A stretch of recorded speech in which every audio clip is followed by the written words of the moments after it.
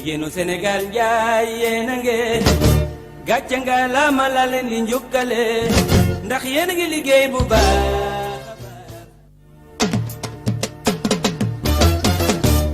jigéenu Sénégal njaay yéen a ngeen gàcce nga laama la leen di njukkale.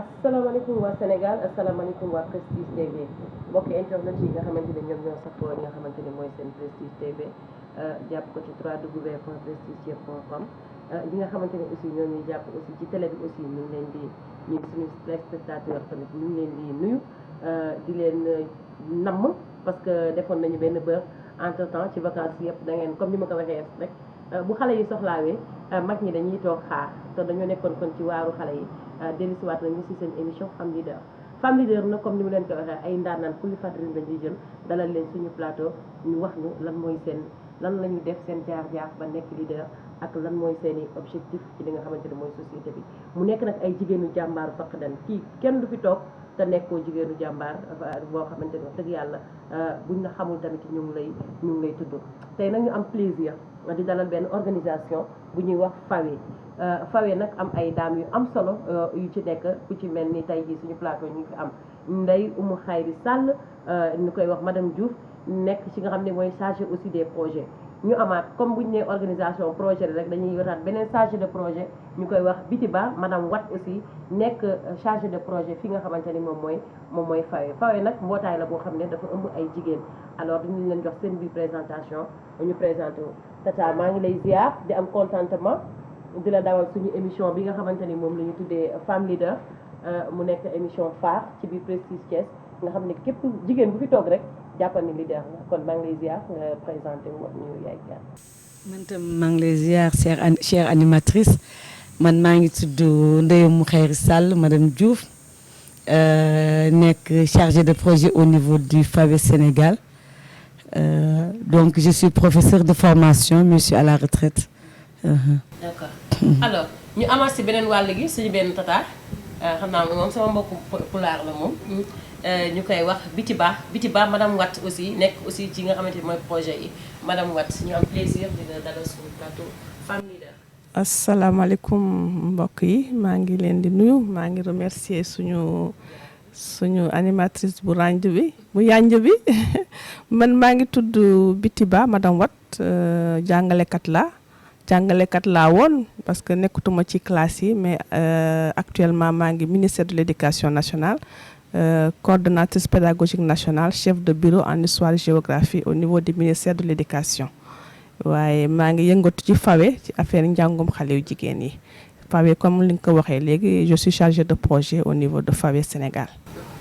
comme ni ngeen ko gisee nekk nañ en retraite mais taxul aussi ñu dem toog nekk retiré wu donc pour vous dire que l'éducation yaatu na même soo jeexalee ci wàllu at mën nga continuer di servir sa peuple kon defe naa ne ay leader dañ fi dalal alors madame Diouf est-ce que mën nañu xam ce que signifie FAWE mooy lan. merci Diary encore une fois invitation bi kontaan nañ ci lool ndax peut-être que grâce à ton émission FAWE dina gën a visible na mu visible woon et merci pour ça et maa ngi itam nuyuwaale population Thiès ak Sénégal yu ñu nar seetaan FAWE c'est le forum des éducatrices africaines le sigle est anglais donc African Women Educationalist je crois en anglais loolu mooy FAWE ñi ngi nekk fii au Sénégal antenne sénégalaise du FAWE Afrique parce que FAWE organisation panafricaine la mu am ay antennes dont 14 antennes francophones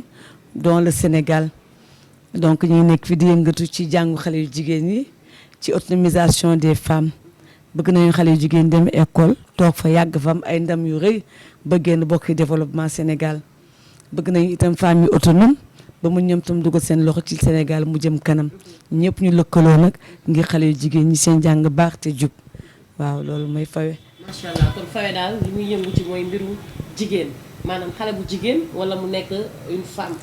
waaw jeune fille ou bien des femmes. waaw loolu généralement loolu la mais itam dañuy def ce qu'on appelle les masculinités positives daañu inclure les garçons dans nos interventions mais en priorité les filles et waaw dimension genre ak masculinité positive yi que les garçons soient inclus dans nos activités mais daal on est focus sur les jeunes filles et les femmes.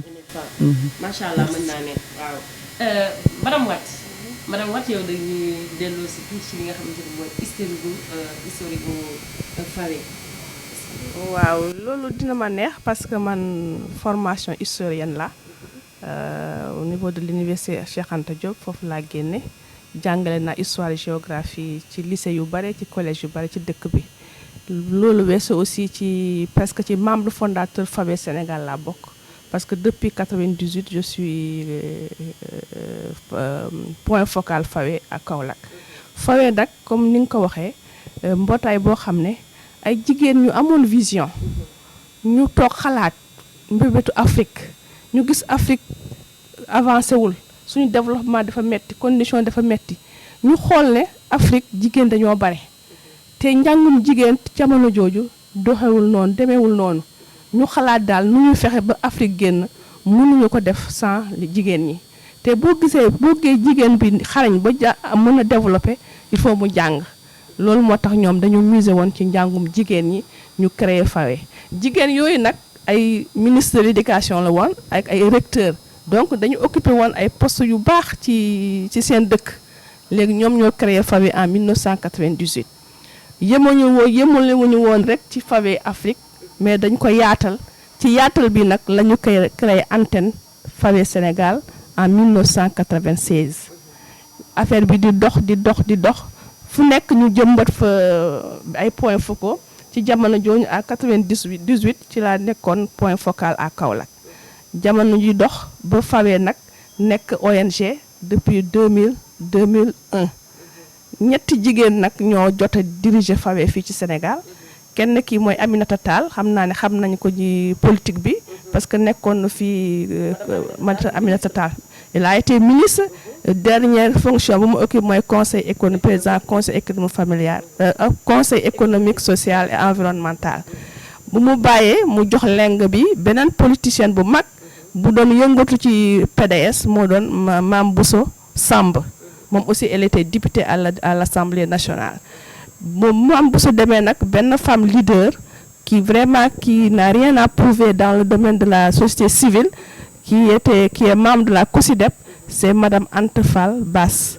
Madame Conté, actuellement, c'est l'actuelle présidente de Fawe. On salue de passage parce Très que bien. c'est elle aussi l'initiative Oui, ou bien l'organisatrice même de ce plateau. C'est ça. Et C'est donc, elle qui dirige avec une main de fer Fawe. Et autour d'elle maintenant, il y a des femmes quand même de valeur qui vraiment essayent de poursuivre l'idéal de Fawe. Vraiment. Alors, qu'est-ce qui vous a poussé à intégrer Fawe en tant que femme? Voilà, moi je pense que en tant que femme, je peux dire que c'est mon historique, c'est mon passé. D'abord, je suis fille unique et je suis née dans un milieu où c'était pas évident que la fille aille à l'école à l'époque. Parce que depuis les années 70, je suis à l'école. Et si je suis à l'école, j'ai tout retard.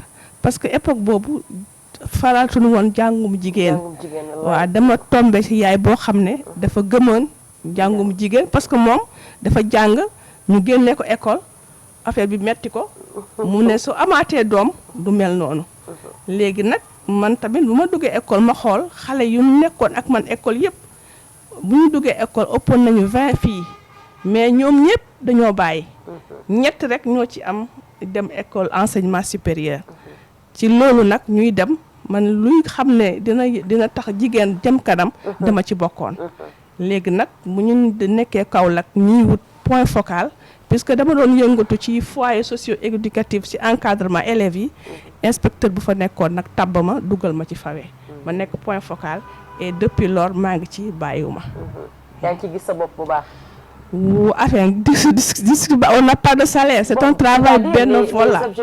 Très bien. Nous sommes parce que on sait qu'on commence à faire des résultats. Ouais. Parce que filles nous donnent en cas depuis 1998, elles sont devenues aujourd'hui des femmes adultes, des femmes de développement et des femmes leaders. Elles sont organisées aujourd'hui dans une organisation qu'on appelle les alumni de Fawe. Donc ça veut dire vraiment lolu dara fayko ndam la dal parce que xalé yoyu ma doon gis ñu nek tout tank xamuñu won dara légui ma gis leen ñu nekk ay femme leader ñu yore ay société yore ay liggéey yu baax ci dëkk bi loolu fierté la te dara du ko mën a ko fay. macha allah wallahi leader rek mooy jébbi leader. waaw est-ce que yow mën nañ xam tuuti sa diggante ak Fawe sa jaar-jaar ci Fawe parce que soloy émission bi aussi loolu la.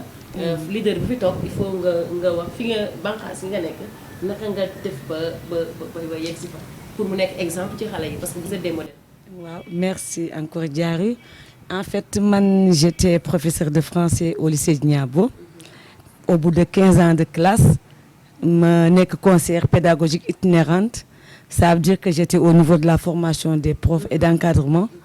En fait, quand Fawe a demandé à ce qu'on leur propose un point focal, mais une femme leader dans le domaine, l'IA m'a proposé, à l'époque c'était Maurice Nénévaro. En 2002, je suis devenue le point focal de Fawe Sénégal au niveau de Ziguinchor. Donc, à l'époque, on mettait en œuvre beaucoup de programmes, d'activités, mettre en place l'association des mères éducatrices Fawe, encadrer les jigéen. Donc, après, dans le milieu où j'étais, dans le milieu de l'éducation, des problèmes. Peut-être que même avant Fawe, Fawe de manière temporaire parce que j'ai rencontré des élèves qui ont un problème pour gérer, pour dal, pour que donc les aspirations du Fawe Sénégal sur la jeune fille, j'ai rencontré mon boss. Donc nous and depuis lors mangi Fawe. Quand j'ai quitté Ziguinchor, j'étais à Dakar et la présidente, la nouvelle, a fait appel à moi de remettre en œuvre l'inclusion. Elle a fait appel à beaucoup de compétences, à des profils divers pour que nous sortions les Fawe parce qu'en moment nous avons une certaine léthargie. Nous sortions les Fawe. Donc depuis lors, on est ensemble avec elle, avec d'autres femmes. Ayant des profils divers, mais nous avons maintenu développement de développement femme donc voilà dans mon environnement immédiat familial je suis enfant de fonctionnaire donc dem école ne s'était pas posé à ce niveau mais non. Donc, mais au fil des années, di nga gis ñu xamanteni seen jang dafay am difficulté dafay sooxe dafa am lu koy gàllankoor ce qui fait que boo ci jàppee au fil des années da ngay xam ni c'est important que ku jàngul wala ku bëgg jàng nga jàppale ko ndax mu jëm kanam et comme ni mu ko waxee il y avait des boursières Fawe à l'époque qui sont devenus des cadres, des hauts cadres de ce pays et qui se sont constitués en réseau pour assurer la relève générationnelle. Parce que nous avons relève générationnelle au niveau du Fawe. On a des jeunes femmes, des anciennes boursières qui sont là, qui se sont constituées en réseau et nous travaillons avec elles pour qu'elles s'intègrent dans le Fawe et qu'elles se mettent sur le même chemin que nous dans la promotion de l'éducation des filles. Voilà. C'est vraiment une bonne ligne pour créer des modèles. C'est une très bonne ligne, hein? Vraiment et ñu koy rafetlu bu baax parce que loolu la ñu ñaanal yàlla rek seen alumni yi bu ñu mujjee puso bi mu réer voilà alors Fawe nekk na benn organisation comme ngeen ko waxee mi ngi yëngu ci lu bari ci li nga xamante mooy jigéen ak ndaw surtout ndaw yu jigéen yi bien vrai que am na masculinité positive vraiment loolu tam ñu ngi koy saluer alors est-ce que mën nañu xam les objectifs de Fawe. Objectif du Fawe c'est la promotion de l'éducation des filles mais xam nga loolu dafa bare lu muy renfermer promotion éducation des filles dañu développer le leadership chez elles nañ leen pousser à suivre les filières scientifiques nañ leen pousser à rester à l'école et à devenir des femmes de développement. Donc généralement c'est ça les objectifs du Fawe. Et cela se traduit à travers les différents programmes que nous mettons en œuvre et Betty pourra y revenir. Mais nous, dans la centralité, c'est la fille. Et la fille, qu'elle s'épanouisse et qu'elle réussisse. Mais à travers cette centralité, il y a beaucoup d'interventions qui la ciblent. Et à côté d'elle, qui ciblent aussi les garçons. Wow. Il y a un seul champ d'action, c'est l'éducation. C'est l'éducation des filles et l'autonomisation des femmes. Loolu moo tax ñu am association des mères éducatrices on n'a pas encore eu les financements que nous souhaitons pour les soutenir, mais on les renforce en genre, en leadership et avec d'autres compétences de vie. C'est parti de quoi? Qu'est-ce qui vous a poussé à choisir ces différents objectifs-là, fixez où tu objectifs? Est-ce que vous êtes parti d'un constat ou bien des remarques ou bien des études? Biti wax naka, en fait c'est des femmes intellectuelles qui ont fait un constat que jàngu jigéen dafa sooxe au niveau de l'Afrique, ñu daal di créer FAWE. Mais comme FAWE mënul yem ci benn pays fañ ko sànce, ils ont créé des antennes nationales et parmi lesquelles l'antenne du Sénégal. waaw soxal na ko bu baax et tous les jours ñu xam ne Sénégal soxal na ko bu baax soxal na itam ñu yëngatu jigéen ñi lëkkaloo pour ñu gën am ay ndam waaw. D'accord ñu ñëw kon si li nga xamante ne moom mooy les interventions de FAWE les programmes voilà moom nag dafa maîtriser FAWE nee na ma les programmes c'est vrai que dañu teniroon benn fil conducteur. moom da koo jàpp xam nga intellectuel yu mag yi ay ñun fu ñu jëm ñun ñu ndaw ñi dañuy fàtte de alors ñu ñëw ci programme bi xam naa ne programme bi soxal na ko trop te moom mooy sax solo émission bi parce que loolu mooy FAWE. programme bi le micro.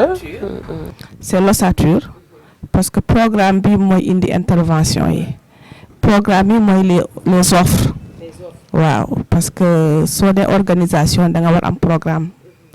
Et les orientations sont claires su programme yu gën a yàgg nag boo xam ne vraiment amoon na solo mooy programme bourse FAWE dafa doon joxe ay bourse mooy alumni léegi boursières anciennes boursières on les appelle les boursières de FAWE dañ leen doon jox ay su école ubbee dañ leen jox benn cartable boo xam ne tout ce que l'élève a besoin ce dont l'élève a besoin mu nga fa dañ leen di fayal ay cours de renforcement temps boobu informatique dafa doog a xew ñoom ñooy nekk les premières filles à être initiées donc à la nouvelle technologie donc moo tax am na ñoo xam ne sax léegi c'est des ingénieurs en informatique. naka la ngeen leen tànnale yan critères ngeen tegoon pour. très bien loolu aussi parce que élèves Sénégal yi bari nañu. wallahi bon critère bi il y avait deux critères qu'on mettait en avant. Il y avait d'abord un critère d'ordre social. Il faut nga nekk koo xam ne sa waajur loxoom jotul gannaaw. mais aussi nga nekk xale boo xam ne dafa xarañ dafa bëgg a jàng. léegi soo amee ñaar yooyu. dans chaque région dañ doon tànn 10 boursières. par exemple ñu ne région de Thiès. tànn nañ fi yaa Thiès war na génne 10 boursières. les 10 meilleurs à l'entrée en sixième ok à partir de l'entrée en sixième ok. dans le moyen ok. 10 meilleurs à l'entrée en sixième lañ doon jël léegi la suñ leen jëlee ñu affecté leen ci école yi école boo xam ne am na boursière rek dañ fay créer benn club léegi bu ñu créer club bi on l'appelle club à l'époque club c'est les clubs d'excellence léegi nag club yi dañ ciy dugal yeneen élèves yoo xam ne bokkuñu ci programme bi mais dañ leen gunge dañ leen yóbbaale am nay élèves yoo xam parce que day créer émulation. oui c'est bien waaw xale yi ku bëgg a jàng rek ku bëgg a bokk ci club bi rek da ngay góorgóorlu pour nga am moyenne bu baax. parce que club d'excellence. waaw noonu la bourse yi demee woon ak club yi ak organisation filles yi donc c'est un projet qui était financé à l'époque par l'UNICEF moo ñu doon jox xaalis boobu ressources yooyu pour ñu mën a jox affaire xale yi ba pare aussi. xale yooyu dañu leen amoon ce qu'on appelle un programme de chaîne de tutorat parce que dañu leen teel a jàngal le sens de partage léegi ñoom dañuy am marraine ou parrain koo xam ne dafa am na lu ko yàlla dénk mun na ko gunge su fekkee xale bi feebar na wala xale bi am na lu mu soxla ñooñu di leen soutenir mais moom ci boppam dañ koy wutal benn fiel boo xam ne mu ngi école élémentaire léegi moom aussi dafa koy gunge même ci cartable am bu ñu koy jox moom am na cartable fii la moom aussi mooy dem remettre ko famille yi di suivre vaccination xale bi di suivre xale bi est-ce que mu ngi jàng est-ce que def na ay devoir am et cetera donc c'était une chaîne de tutorat ba pare dans cette chaîne de tutorat aussi ci biir école bi élève bi am dem 6e jàng ba am moyenne am passé classe de supérieure day amaat yeneen fourniture yeneen livre léegi livre yu mu amoon ci école bi lay des dañuy xool aussi xale boo xam ne soxla na ko ñu joxaat ko loolu moo cette chaîne là c'était vraiment un programme qui était bien apprécié par FAWE mais malheureusement avec la rareté des ressources le programme boobu moom fa la yam mun na am nag su fekkee amaat nañu partenaire boo xam ne mun nañu ci gunge ci dans ce domaine là mun nañ ko yëkkatiwaat am na aussi un autre programme c'est les journées carrières journée carrière yi xale yi dañu leen di jox une opportunité pour ñu rencontrer des femmes yoo xam ne c'est des femmes leaders c'est des femmes qui ont réussi dans leur vie mais leur réussite n'était pas évidente mais elles ont rencontré beaucoup de difficultés. C'est des femmes qui sont puis alliées par exemple femmes au foyer et travail professionnel léegi femmes yooyu dañ leen di woo ñu toog janoog xale yi ñuy wax seen jaar-jaar ci kanam xale yi di leen poser question et c'est ça crée aussi ça suscite des vocations les femmes là dañ leen di tànn de telle sorte que xale bi bu ko gisee rek dafa bëgg a nuroog moom et loolu moo tax aussi c'est les secrets de la réussite de ces filles là c'est tous ces éléments là qu'on a pu installer très tôt chez elles qui ont pour contribuer à leur réussite loolu c'est la journée carrière. Il y a aussi les AME. On a dit que FAWE c'est les filles mais aussi c'est l'autonomisation des femmes. C'est une organisation, c'est des femmes. C'est pas évident que leurs enfants soient à l'école mais qui sont autour de l'école, qui partagent les idéaux de FAWE et qui peut accompagner les filles. Les AME c'est essentiellement ay enseignantes lañu war a doon. Parfois ils peuvent être des enseignantes, parfois ils peuvent ne pas être des enseignantes, des enseignantes mais ñoo xam ne dañoo bëgg école. C'est des femmes yoo xam ne elles sont proches de l'école. Elles jouent des rôles d'éveil et d'alerte. na nekk même jaaykat bi nga xamante ni mu ngi nekk ci école bi di jaay parce que ñooñu gën a jege xale yi.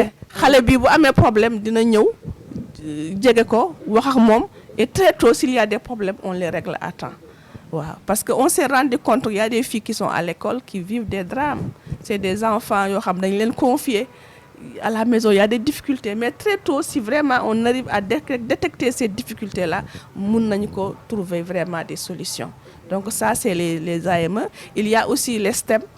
Les STEM c'est les sciences, la technologie et les mathématiques. Donc c'est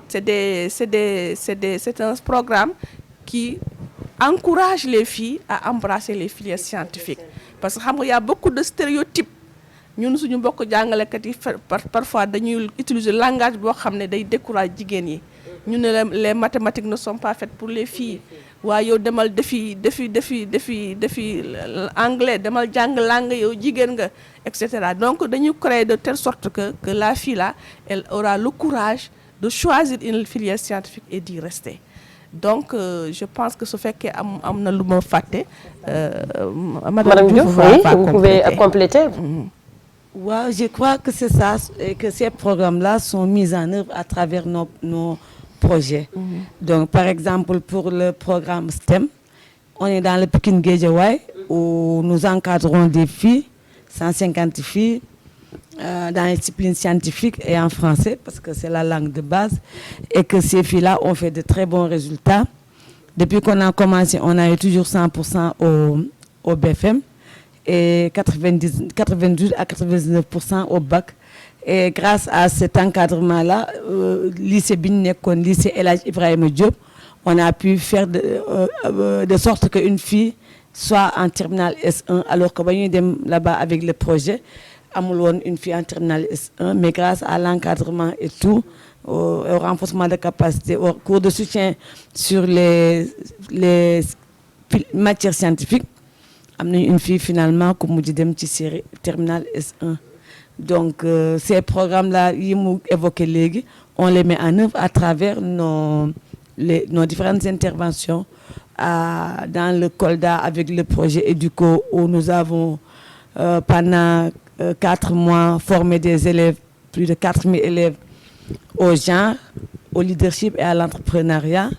Ici à Dakar avec presque une vingtaine de collèges où nous intervenons actuellement à Thiès pour mettre en œuvre ces programmes encadrement élèves yi, promotion des STEM, les journées carrières, ce qu'on appelle j'ai une rencontre avec les psychologues conseillers du CAOSP qui vont rencontrer les élèves et qui leur présentent les filières qu'elles méconnaissent et qu'elles peuvent suivre grâce aux séries scientifiques qu'elles fréquentent. Donc voilà, c'est tout ça que nous mettons en œuvre et c'est toute une équipe qui coordonne ces activités, mais sur le terrain aussi, nous avons nos points focaux et nous avons d'autres collaborateurs qui nous aident à asseoir ces compétences et ces projets.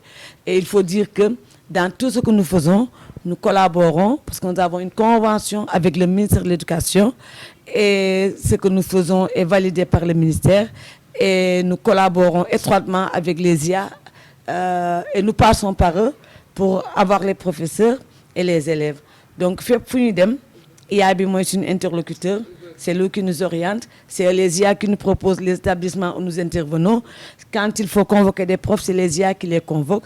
Et vraiment, c'est une collaboration boobu nga xamante ne ñun ñu ngi koy magnifier et ça produit de bons résultats.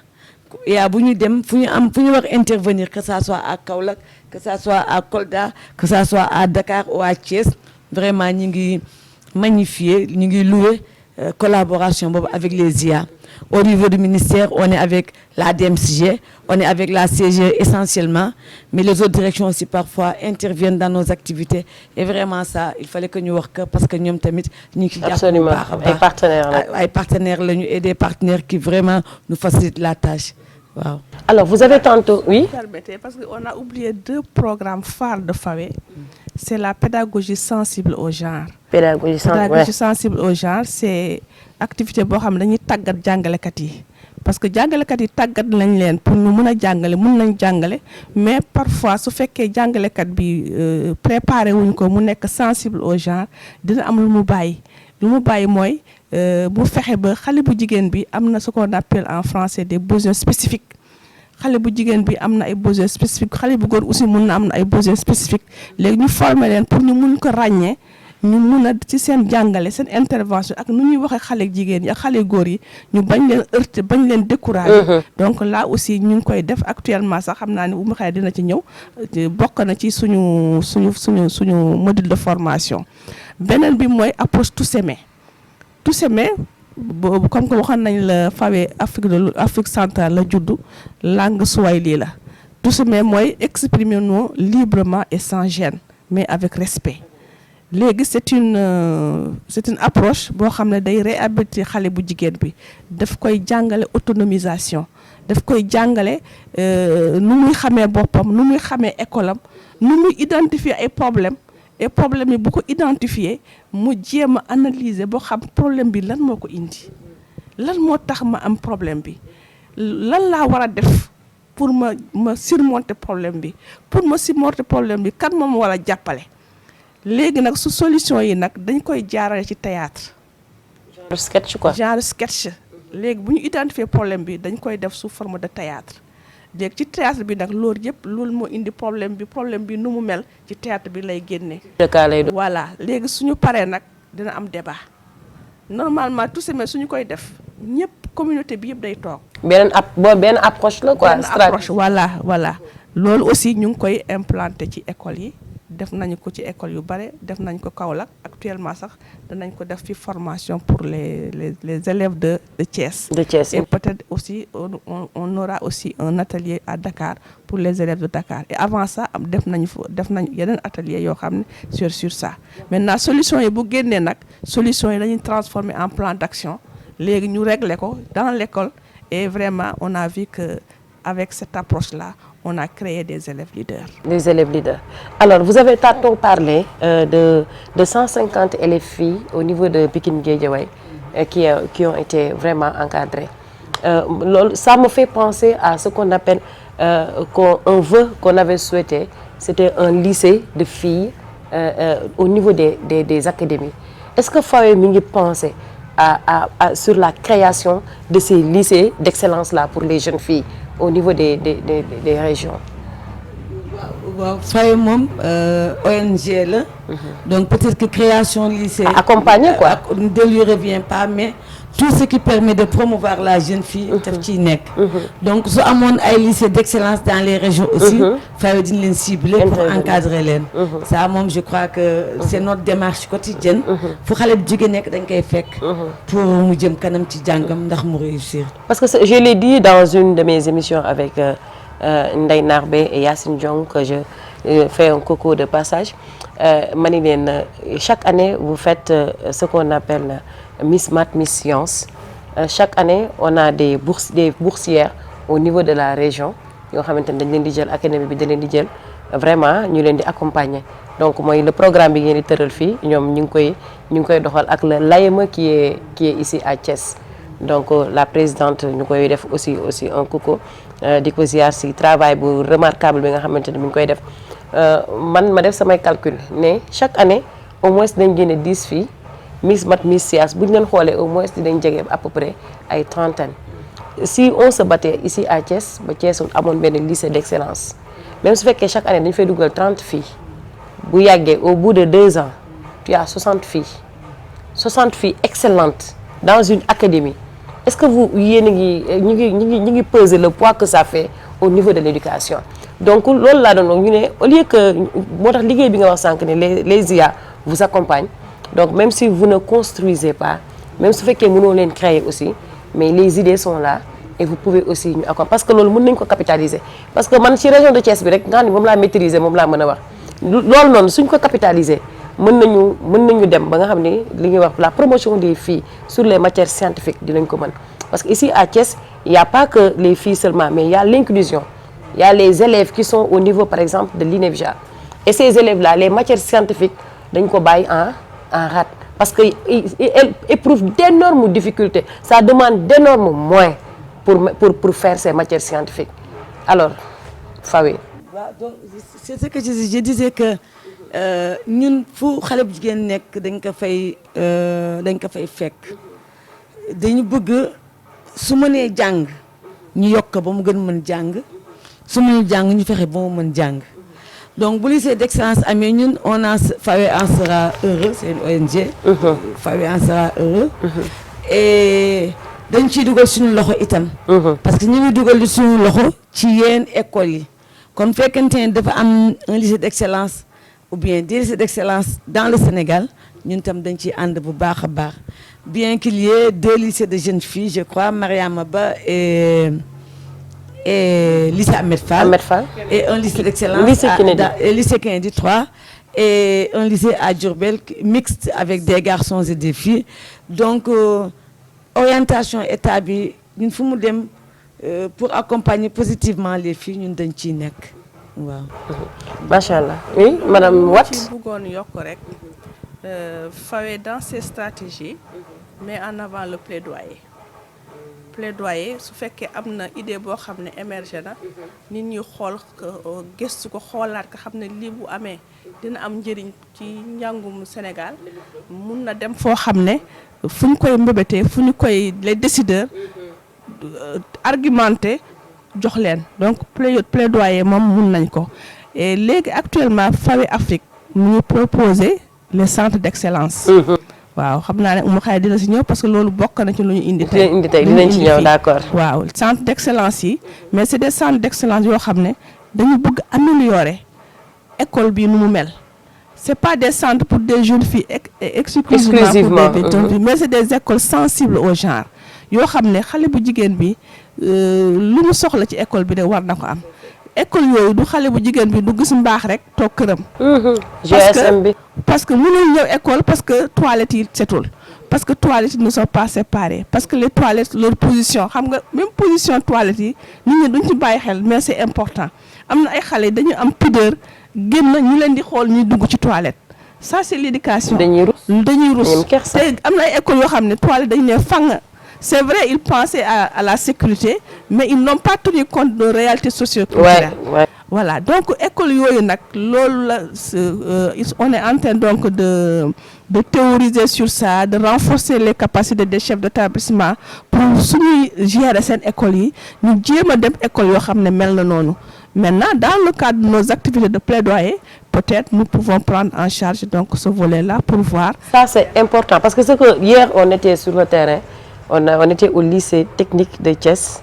Il y avait une fille qu'on a eu au moment de l'enquête ñu laaj ko difficulté yi mu ne moom li ko gën a metti dafa mës a raté benn cours comptabilité te cours boobu 4 heures de temps la mais li ko si gën a metti bi mu raté parce que neen dafa ñëw gis ay réglam mu dem si surveillante yi la xaw ma lan malheureusement serviette yi amul et léegi prof bi comme prof bu defe naa prof bu jigéen la woon comme prof bu ne ko daal di koy masqué noonu ba mu génn mu ne ko demal nga ñibbi seen kër ngeen def bi mu ñëwee comme le lycée est excentré du mën a dellu si waat mu raté cours compta boobu nee na parce que am na rek mu xëy suba nee na bi mu ñëwaatee war a defaat beneen cours te ñoom seen cours yi presque ay 4 heures lay jël mu defaat beneen cours nee na prof boobu dàq ko bi mu ko dàqee nee na mu dem nee na ba muy génn amul woon justification il fallait que prof bi nga xamante ni moom moo ko doon mu ñëwaat te prof yi parfois mun nañu wàcc dem nee na mu calculer ni moom loolu daf ko metti raté na 8 heures de temps yoo xamante ni c'est indépendant de sa volonté loolu man moo tax bi mu waxee lii ça ma ne loolu c'est une bonne initiative parce que xale yi xale boo xam ne mi ngi def des séries techniques nga xam ne yombul xale yi da ngay dugal man sama doom dugal naa ko lycée technique mu génnaat ne moom attanu ma fii donc xale bu ñëw am bëgg-bëgg boobu di ko def loo xamante ni lu naturel la ci moom donc foofu ana lu ngay wax jàngalekat yi foofu. xam nga moo tax ñuy wax on parle de centre d'excellence. qui prennent en compte les besoins des filles et des garçons. xam nga école bi dafa neutre en genre ça veut dire que dañuy globaliser élèves yi rek xëy na si doon tenir en compte les besoins des filles. moom bu dee si dañ ko déglu ba xam fan la nekkoon. mu ni lii moom a gàllankoor ma dem. mais déglu wuñ ko mayuñu ko fu mu expliquer. su ñu tenir en compte des besoins daañu xam ni ki nga xam dafa absenté pour des raisons physiologiques dafa nekk période de règle nañu def ba mu rattraper ces 4 heures qu'elle a perdu. surtout ça ces 8 heures qu'elle a perdu. centre d'excellence dañu bëgg que mu jël en compte le genre. les besoins des garçons et des filles xam nga école bi moom dañ naan toilettes séparées mais est-ce que dans les toilettes il y a les conditions nécessaires pour que les filles se sentent à l'aise est-ce que dans la façon dont le professeur fait ses enseignements apprentissages est-ce qu'on tient compte des besoins des filles ou bien le prof se focalise uniquement sur les élèves en général xam nga peut-être qu'une élève qui est timide xëy na am na des besoins autres que les contenus pédagogiques. Absolument. Elle a besoin qu'on la renforce, qu'on la mette en confiance, qu'on lui fasse comprendre qu'elle est aussi intelligente que les autres. Mais si on ne considère que les élèves en général xam nga moom ses besoins du génn elle va se murer dans sa timidité. Peut-être que même du mën a épanouir à l'école. Une élève qui a quelques soucis physiques, handicap autres itam soo ko jëlee je ne parle même pas des rampes mais l'élève voudrait aller au tableau écrire mais s'il est porteur de handicap il faut que le professeur en tienne compte bu koy yónni tableau mu nekk et tout toutes ces considérations là doivent nous amener à dire que donc les comportements doivent changer suñ demee ci administration bi itam noonu parce que peut-être que quand on s'occupe de la gestion administrative on globalise. On ne tient pas compte des besoins des élèves qui ont la myopie, des élèves qui sont porteurs d'autres handicaps beaucoup plus graves, des élèves asthmatiques et tout. Est-ce que la salle est aérée? Est-ce qu'on peut accéder facilement à la salle? Donc tout ça fait que dans la gestion de la classe, dans la gestion de l'école et dans l'environnement scolaire, il faut que les comportements changent. Et quand ils changeront, on verra qu'il y aura des améliorations au niveau des performances des filles et des garçons. Voilà, donc nous, quand nous parlons de genre, nous voulons qu'à l'école, que les filles et les garçons aient les mêmes chances de réussite. Nous voulons qu'on tienne compte des besoins des filles et en tenant compte de leurs besoins, on les aide à améliorer leur performance. Donc, nous sommes former des professeurs à la pédagogie sensible au genre, que dans mon interaction avec les élèves, que je tienne compte de beaucoup de choses sur lesquelles je ne me serais pas attardée avant. Parce que je considère les élèves comme une masse uniforme.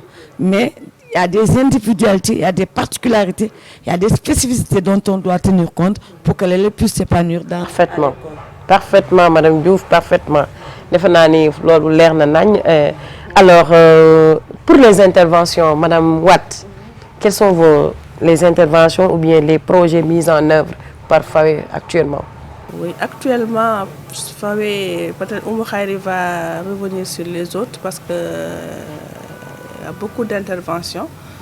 Actuellement, moi, j'ai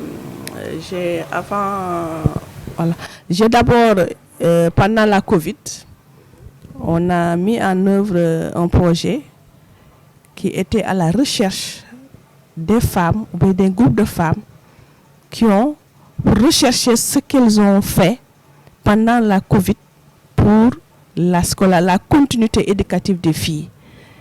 Et là, c'est des récits de vie. On a pu recueillir ces récits-là. Et c'était une compétition au niveau régional. Il y avait 5 pays, plus le Sénégal, qui faisaient partie de cette compétition. Mais lorsqu'on a travaillé avec les femmes qui ont participé à la continuité de la pédagogie pendant la Covid, on a pu donc recueillir 5 exemples. 5 femmes ou groupes de femmes qui nous ont dit qu'est-ce qu'ils ont fait pour que certaines filles qui restaient à la maison, parce qu'on avait fermé les écoles, les filles, quand on ferme les écoles, elles retournent à la maison, les tâches domestiques, donc vraiment il y a les petits commerces, le milieu n'était pas approprié. Donc il a fallu quand même on a vu que des femmes ont montré leur compétence, leur engagement pour faire le travail. Et il y a eu des résultats. Et lorsqu'on est allé au niveau régional, où il y avait 4 prix à donner, les 3 prix ont été remportés par le Sénégal. Donc vraiment c'est pour montrer notre capacité de résilience au niveau, donc, face à une crise sanitaire. Donc là, c'est un projet qui a été déroulé et je coordonnais ce projet. Actuellement, je coordonne un projet qui se déroule à Kaolack. Et là aussi, c'est le renforcement des capacités des filles en tous semés, des filles et des garçons, en santé de la reproduction par l'approche tous semés, mais aussi la pédagogie sensible au genre pour les enseignants et une formation genre et leadership pour les mères éducatrices. Donc on a touché les élèves, les enseignants et même la communauté par le biais des mères éducatrices. Ce projet actuellement tire à sa fin parce que c'est le 29 qu'on va aller à Kaolack pour une mission de suivi et évaluation. Maintenant il y a d'autres projets que Madame Diouf va donc revenir sur ça parce que c'est elle qui a géré ces projets-là. Alors, Madame Projet. Merci. Donc, nous venons de finir un projet qu'on avait déroulé en partenariat avec Educo et ENDA Jeunesse Action. Et c'était un projet axé sur la promotion du genre. Et nous avons mené des études sur la prise en compte du genre dans les curricula et une cartographie des bonnes pratiques sur la prise en compte du genre au niveau du Sénégal dans les 16 académies. Nous avons fait un module, genre leadership entrepreneuriat, et nous avons mis en œuvre ce module au niveau de l'IA de Kolda, plus précisément dans l'IF de Médina Yoro Foulah. Et nous avons touché les 17 collèges et on a pu former 108 enseignants et plus de 4000 élèves. Ça, le projet a pris fin ce mois de septembre. Nous déroulons avec Voix et leadership des femmes. Nous déroulons avec un projet de renforcement de capacité. Il faut dire que cette ONG nous a aidés, appuyés à ce que nous fassions notre auto-évaluation, qu'on ressorte nos faiblesses et nos forces. Et cela fait 3 ans que Voix et leadership des femmes, financé par Affaires mondiales Canada, nous soutient. Nous déroulons aussi un projet, ce projet-ci, qui s'appelle Projet de mise à l'échelle du modèle des écoles sensibles au genre pour l'équité et le succès des filles, qui a été financé, qui nous vient d'un financement de FAWE Afrique, que nous mettons en œuvre pour c'est le projet que nous sommes en train de dérouler actuellement. Ouais. Nous avons un projet de promotion des sciences, technologies, financé par la BID, que nous mettons en œuvre dans le Pikine Guédiawaye. Nous avons le projet IFEFA, qui concerne des femmes enseignantes, que Khady Sow, qui n'est pas là, met en œuvre. Donc nous mettons en œuvre différents projets et dans différents collèges et dans différentes académies au niveau du Sénégal. Alors, vous venez tantôt de citer un de vos projets. Vraiment, c'est ce projet-là qui vous a réunis ici pour un déroulement et vous êtes en séminaire depuis mardi? Un séminaire de 10 jours. De 10 jours. 4 premiers jours consacrés à la pédagogie sensible au genre. Nous avons ciblé 5 établissements, dont 3 lycées et 2 collèges à Thiès. Et 5 autres établissements dans l'académie de Pikine-Guédiawaye. Donc nous avons fait 4 jours avec des professeurs, des chefs d'établissement pour la pédagogie sensible au genre. Nous allons encore faire 3 autres jours avec eux pour les centres d'excellence et nous allons faire 3 autres jours avec des élèves et des professeurs accompagnateurs pour le Toussaint. Donc c'est 10 jours d'atelier que nous menons. Il faut dire que c'est la première activité du projet au niveau des académies, mais ce projet est en train de dérouler une recherche sur les centres d'excellence. Centres d'excellence, pour voir comment les mettre à l'échelle au niveau des pays concernés par le projet et par le FAWE Afrique. On peut connaître la durée? C'est 33 mois. 33 mois. Avec 10 établissements ciblés, dont 5 à Thiès et 5 dans l'académie de Pikine. Dans l'académie de Pikine.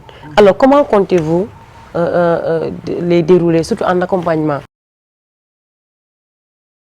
Donc, après avoir formé les professeurs en pédagogie sensible au genre et en centre d'excellence, à leur retour, ils vont essayer de mettre en œuvre les compétences qu'ils ont acquises ici, en changeant progressivement leur façon de gérer, leur façon d'enseigner.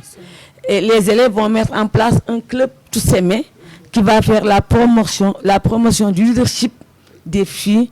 Et les filles vont apprendre à se mettre en valeur, à avoir confiance en elles, à développer leur estime de soi. Voilà donc pour Toussaint. Et ils seront formés pendant 3 jours et ces filles mettront en œuvre un plan d'action et ces garçons dans leur établissement respectif. Voilà, ça c'est intéressant. Alors je vais faire un petit plaidoyer pour l'INEFJA qui vraiment abrite des filles, mais que Thiès, l'académie de Thiès a intégré dans le programme FAWE. Mais je pense que aussi on peut faire quelque chose parce que pour eux, pour ces filles-là, il y a des filles excellentes. Au niveau du lycée Manixi, il y a une première qui est la première de cette classe est une fille et s'appelle Ramatoulaye Diallo. Cette fille issue d'une famille très démunie mais très engagée. Donc je pense que cette fille aussi, ces enfants-là méritent d'être intégrés dans ces projets comme ça. J'ai dit tantôt à Ndenar, vous avez pris 5 mais il fallait prendre 6, 1 plus. Parce qu'INEFJA est spécifique. Donc il ne peut pas être en compétition avec les autres. Mais aussi, cela ne nous dédouane pas aussi de miser vers l'excellence. Aussi, ci mbam gatna, waye ci jur gi la bok madame Diouf. Nous devons progresser à petits pas. Et progressivement, nous devons dugg ci académie jël par ñaar par juróom bay dem di dem fu sore. Il n'est pas exclu que INEFJA du mës a bokk suñu perspective, suñu activité parce que itam suñu doom ñoo fa nekk. Moi, quand j'étais professeur, j'ai eu à interroger des non-voyants aux anticipés de français. Et je ne sais pas ce qu'ils ont. Il y a des filles excellentes. Donc, donc, on est progressivement dans les établissements. Il n'est nullement exclu que dans les fofu parce que sur le programme, on les oriente qui filles vulnérables. Wow. Les filles excellentes mais aussi vulnérables. Donc c'est des critères de choix. Si encadrer les filles parce que on encadre des filles 150 filles avec le projet BID. On en est avec 150 autres filles, je crois, avec le projet IFEFA, avec mon ni encadré. Donc, les filles là, vraiment, c'est une préoccupation majeure. Parce que nous savons que li ngay jëriñal sa bopp jëriñ ko sa ndey ak sa baay jëriñ ko ak communauté bi itam donc moo tax les filles moom seen jàng jëm kanam dinañ ci jàpp bu baax a baax.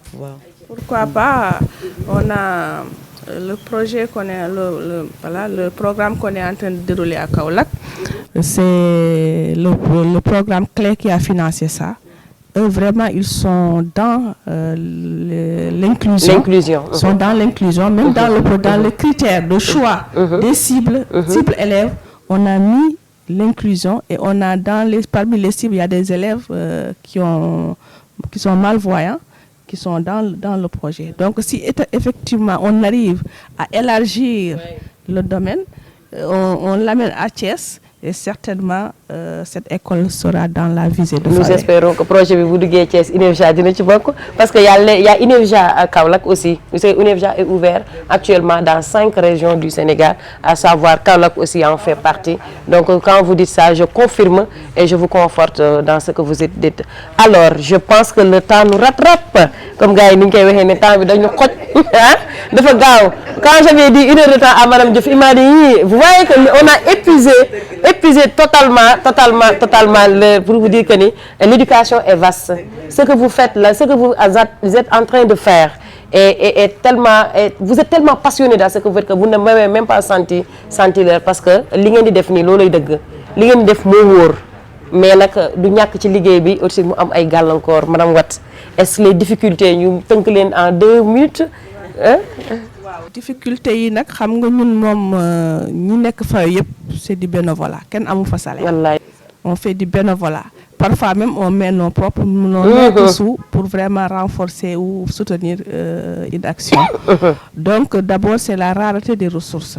Parce que FAWE c'était soutenu par FAWE Afrique qui finançait ça. Bon, mais FAWE aussi avec la crise, ils ont aussi des problèmes, donc ils ne pouvaient plus, le soutien qu'on devait recevoir ne vient plus. Donc c'est ça notre problème majeur, premier problème, parce que beaucoup de nit aussi amoo ku la war a jox dafay metti. C'est des projets c'est des bailleurs qui viennent vers nous, qui nous offrent des ressources pour continuer. Parfois c'est eux qui orientent. Nous voulons que vous travaillez dans tel domaine. Vous voulez que vous travaillez dans telle région. Donc parfois, on a des régions où on a des cibles qu'on veut atteindre, mais on n'a pas encore les moyens pour y venir. Même pour gérer le quotidien, le gardien, le personnel de soutien, donc techniciens qui travaillent au niveau de notre siège, c'est des problèmes, c'est pas évident. Donc ça, c'est un des problèmes. Le deuxième problème, c'est parfois on nous dit que c'est un problème parce que la visibilité. Les gens disent que bon, tout ce que vous faites, vous n'êtes pas visible. Ouais. Voilà, c'est l'un de nos problèmes qui a été signalé donc dans le diagnostic. Ça, c'est vrai. Voilà. Mais quand même, à côté de ces problèmes, nous avons une force, c'est l'engagement. Voilà, les femmes et les hommes, et je dis que parmi nous, il y a des hommes, il y a des hommes qui sont engagés et qui nous accompagnent jour et nuit. Alors nous, on est dedans et je pense que nous souhaitons que ça continue et qu'on est en train maintenant de préparer la relève, comme elle l'a dit, à travers nos alumni et les jeunes femmes qui sont dans le FAWE. Nous souhaitons que ça continue. Madame, en même temps, mën nga aussi tàggoowaale parce que sama technicien bi moom mi ngi signalé temps. FAWE nag dafa am ay ressources humaines de qualité ak différents profils ay jigéen ak góor, ce qui fait que même ñun sax suñuy formation yi on a les compétences qu'il faut pour les prendre en charge, même si les moyens ne suivent pas. Donc, difficulté de manquer, on aimerait avoir beaucoup plus de projets, toucher beaucoup plus d'académies. C'est des limites parce que les projets sont limités dans le temps et tout. Ça, c'est sûr. Essentiellement, peut-être que ce projet est partenaires nous atteindre cible yi ñu wax léegi ak yeneen nga xamanteni jàngu jigéen daal day law ci Sénégal. Wallaay ndeysaan. Peut-être remercier encore chaîne bi ñu invité fii Prestige TV la Prestige TV, la première chaîne régionale de Thiès. On nous a dit beaucoup de bien ci chaîne boobu bi ñu waxee de yéen ñu invité et vraiment kontaan nañ ci lool. On a passé 1 heure que au début on pensait que ça allait être long, mais ça s'est révélé un peu court et vraiment content nañ trop ci invitation bi. Ak pour la gaieté que bi ngay dégager et vraiment la joie bi nekk ci animatrice bi yëpp depuis qu'on s'est connu, c'est avant-hier, mais vraiment content nañ trop ci en tout cas ci invitation bi. Ñu ngi lay ñaanal nga am de plus grandes émissions, am plus large auditeur xam nu ñu koy waxee ñu lay gën a déglu la gën a seetaan spectateur ba chaîne bi law ba nekk chaîne internationale yàlla mën na ko yàlla na ko def et vraiment merci de remercier Betty parce que man ak moom on s'est connu quand nous étions élèves à Saint-Louis et depuis lors dara ñaawu ci on s'est retrouvés comme professeur ci di jàngal ay xaleel on s'est retrouvés à Fawe on se retrouve dans beaucoup de choses et vraiment tey ma bokk mu plateau bi kontaan naa ci macha allah ma sargal ko vraiment delloo ko jukkal leader la ma petite sœur mais ku ma jox cër la et vraiment Biti merci pour cette collaboration bu jaar yoon et merci aux techniciens et vraiment merci à tout le monde vraiment merci et à madame aussi la présidente aussi peut-être dañ ko waroon nuyu sargal ka parce que moom dafa ñëw rek yaatal inclure tout le monde ku nekk mun la ñëwal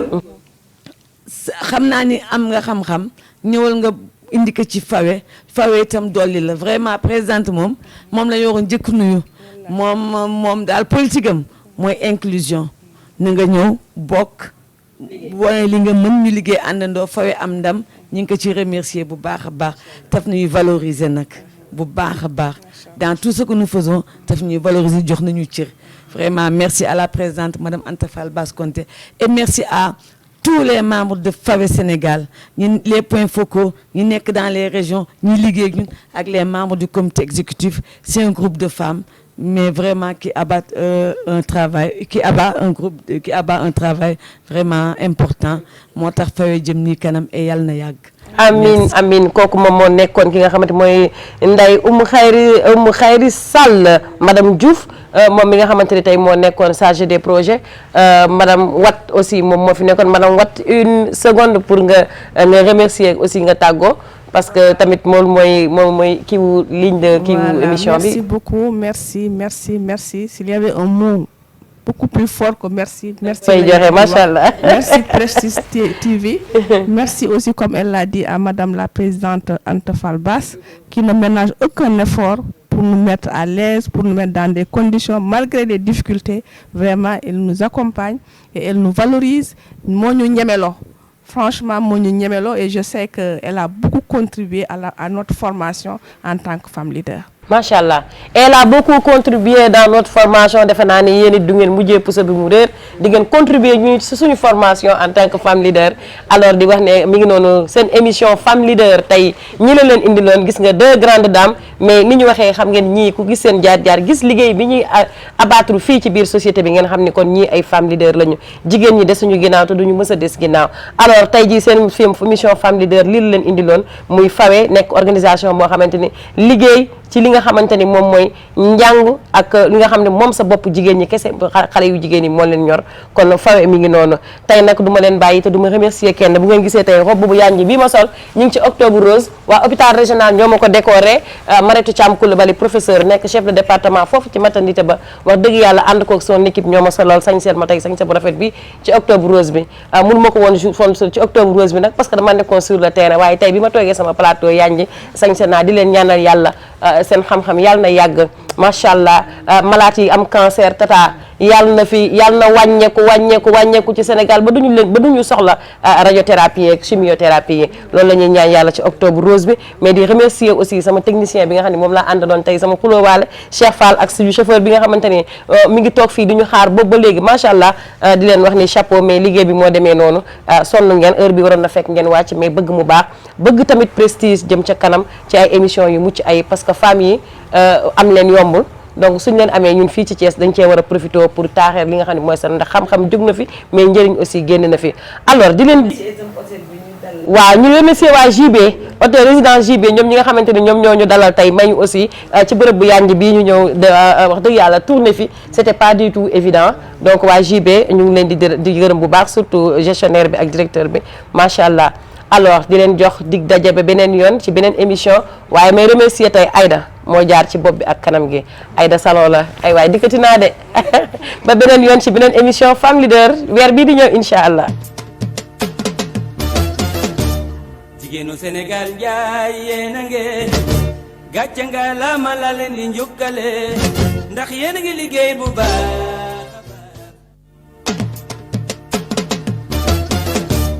jigéenu Sénégal njaay yéen a ngeen gàcce nga la ma la leen di njukkale